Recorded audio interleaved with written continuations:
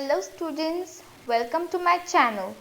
After giving you English explanation, now I'm here to explain the poem Song of the Open Road in Marathi for your better understanding. 2.1 Song of the Open Road. Song of the Open Road ही कविता Walt Whitman यांनी लिहिलेली आहे. या कवितेमध्ये Walt Whitman यांनी आनंद, स्वातंत्र्य व आशावादी दृष्टिकोन सांगितलेला आहे. म्हणजेच हॅपीनेस, फ्रीडम, ऑप्टिमिझम या कवितेच्या थीम आहेत. या कवितेमध्ये कवी आपणास स्वतंत्र आयुष्य जगण्याचा संदेश देतात. The poet tells us to live free life. ही कविता फ्री वर्स पोएम म्हणजेच यामध्ये कोणत्याही रायमिंग स्कीमचा वापर केलेला नाही. आता आपण पेज नंबर 94 वरील पहिल्या 4 ओळींचा अभ्यास करू. Afoot and light hearted I take to the open road, healthy free the world before me, the long brown path before me leading wherever I choose. Henceforth I ask not good fortune, I myself am good fortune. आता आपण first sentence पाहू. Afoot and light hearted I take to the open road.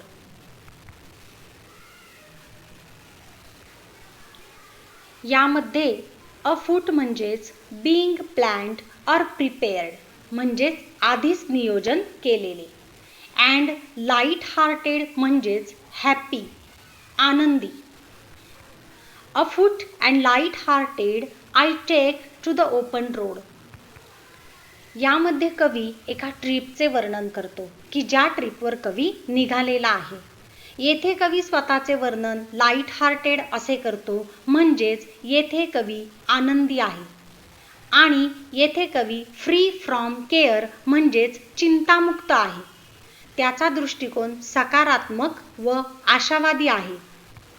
म्हणूनच कवी म्हणतात healthy free the world before मी. म्हणजेच कवीच्या समोरचं जे जग आहे ते हेल्दी, फ्री, चिंतामुक्त असं आहे. पुढील ओळी पहा.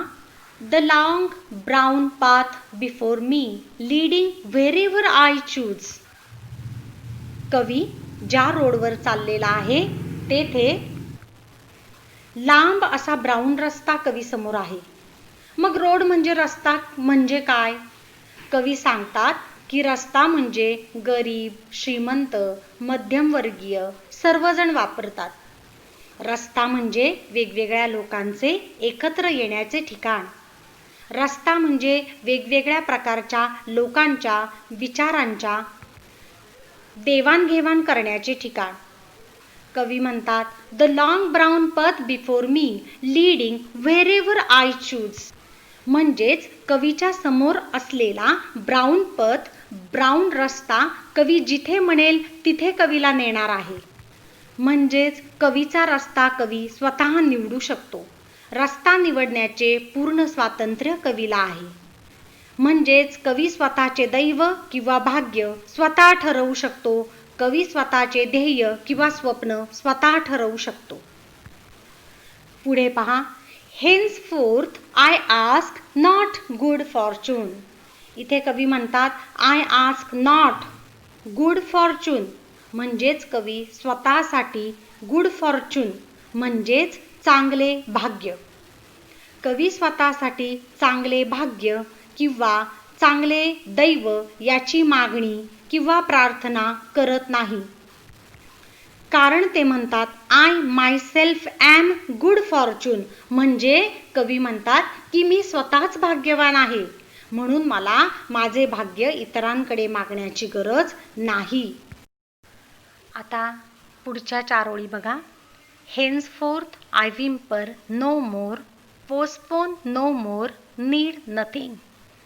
Done with indoor complaints, libraries, querulous criticisms, strong and content I travel the open road, the earth that is sufficient. Henceforth I whimper no more, postpone no more, need nothing. आता कवीने आपल्याला पहिल्या स्टांजामध्येच सांगितलंय की कवी चांगल्या भाग्याची याचना करत नाही, कारण की तो स्वतःला भाग्यशाली समजतो. इथे विम्पर याचा अर्थ होतो रडका स्वर काढणे किंवा मुसमुसत रडणे.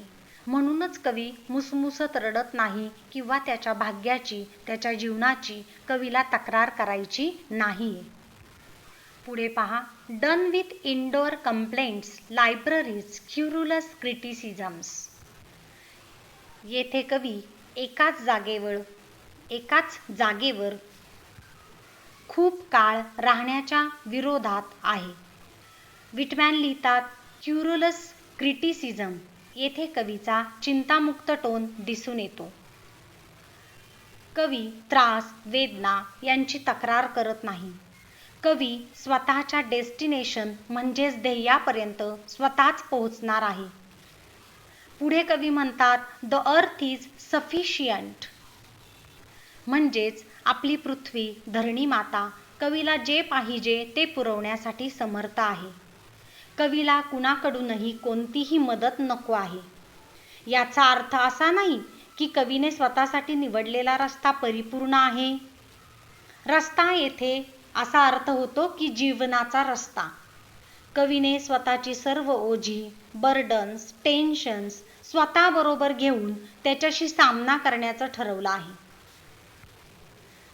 कवी म्हणतात, strong and content I travel the open road. म्हणजेच येथे कवी समर्थ व समाधानी आहे. स्ट्रॉंग आहे, कंटेंट आहे. आता पेज नंबर 95 पहा. I do not want the constellations any nearer. I know they are very well where they are. I know they suffice for those who belong to them. Still here I carry my old delicious burdens. I carry them, men and women. I carry them with me wherever I go. I swear it is impossible for me to get rid of them. I am filled with them and I will fill them in return. Walt Whitman. कवी म्हणतात, I do not want the constellations any nearer. इथे कॉन्स्टिलेशन्स म्हणजे influential groups of people. म्हणजेच एखाद्या विचारांचा ज्यांच्या मनावर पगडा असतो असे लोक. दैनंदिन जीवनात सुद्धा आपण पाहतो की काही लोक कोणत्या तरी ट्रॅडिशन्स, कस्टम्स, परंपरा, अंधश्रद्धा यांचा पगडा डोक्यावर घेऊन जगत असतात. म्हणून कवी म्हणतात, I do not want this type of people. म्हणजे कवीला असे लोक, विचारांचा पगडा असलेले लोक स्वतःच्या अवतीभोवती नको आहेत. I know they are very well where they are.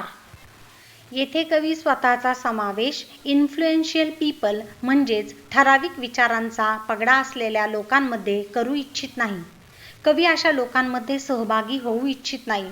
म्हणून ते म्हणतात की अशा लोकांना ते सध्या ज्या ठिकाणी आहेत तेथेच ते उत्तम आहेत. I know they suffice for those who belong to them. म्हणजेच असे लोक ज्या लोकांबरोबर आहेत त्या लोकांबरोबरच ते पुरेसे आहेत. पुढे पहा, steel here I carry my old delicious burdens. इथे कवी म्हणतात ओल्ड डेलिशियस बर्डन्स. मग बर्डन्स कधी डेलिशियस असतात का? ओल्ड डेलिशियस बर्डन्स म्हणजेच कवीच्या मनात जे लोक त्याला भेटलेले आहेत, जी ठिकाणे त्यांनी पाहिलेली आहेत, त्या ठिकाणांविषयी, त्या लोकांविषयी अनेक गोड आठवणी आहेत की ज्या आठवणी कवी नेहमी स्वतःबरोबर नेऊ इच्छितात.